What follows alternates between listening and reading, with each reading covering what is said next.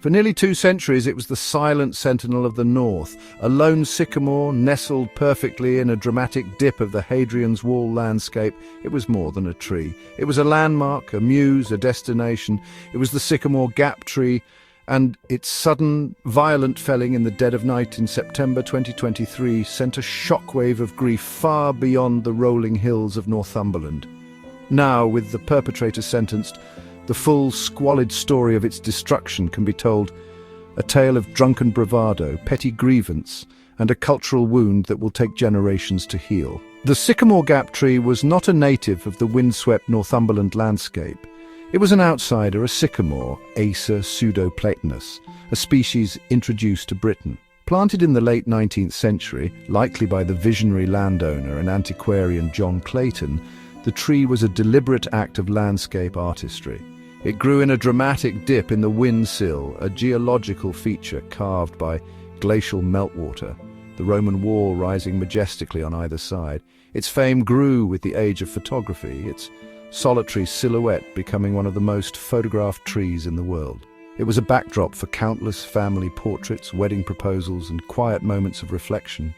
For many, it was a place to scatter the ashes of loved ones, a final, peaceful resting place with a view of the ages. Its celebrity was cemented in 1991 when it featured in a pivotal scene in the Kevin Costner film Robin Hood, Prince of Thieves. From then on, it was also known as the Robin Hood Tree, a name that stuck despite the geographical inaccuracy. In 2016, its status as a national treasure was made official when it was crowned England's Tree of the Year. At 10:07 p.m. on Wednesday, September 27, 2023, an automatic number plate recognition camera pinged, recording a Land Rover Discovery driven by 39-year-old Daniel Graham, heading east on the A69 towards the site. Beside him was his friend and fellow tree surgeon, 32-year-old Adam Carruthers. The weather was abysmal. Storm Agnes was battering the region with wind and rain. At 12:45 a.m. on Thursday, September 28th, a motion-activated wildlife camera near the tree was triggered. It didn't capture an image, but it marked the moment of the crime.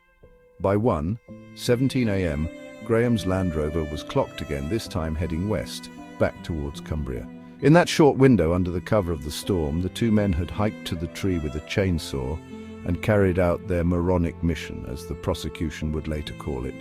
The nation awoke to news that felt like a personal blow. The tree was gone. The clean, brutal cuts on the stump spoke of a swift and merciless act. The damage wasn't just to the tree. The 50-foot giant had fallen onto Hadrian's Wall itself, a UNESCO World Heritage Site, causing significant damage to the ancient stones. The total cost of the damage, combining the ecological and cultural value of the tree and the repairs to the wall, was calculated to be over £620,000.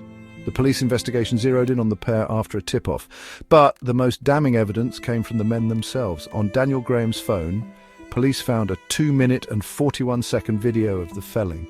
It showed the tree illuminated by a head torch, the roar of the chainsaw, the sickening crack of timber, and the final thunderous crash. The footage was punctuated by a triumphant exclamation from Carruthers. "It's coming! It's coming! It's down!" In the days that followed, the pair exchanged a series of gloating messages and voice notes, reveling in the media storm they had created. One voice note from Carruthers, played to a silent Newcastle Crown Court, was particularly chilling in its casual arrogance. "I've just seen it on the news now. It's a Fing national outrage. Ha ha ha. Fing brilliant." Another message from Graham read, "Everyone is kicking off about this tree." Carruthers replied. "I know, it's funny as stuff." Their friendship, however, soon fractured under the pressure of the investigation.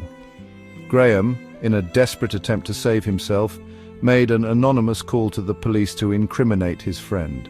He later gave a television interview proclaiming his love for the tree and his devastation at its loss.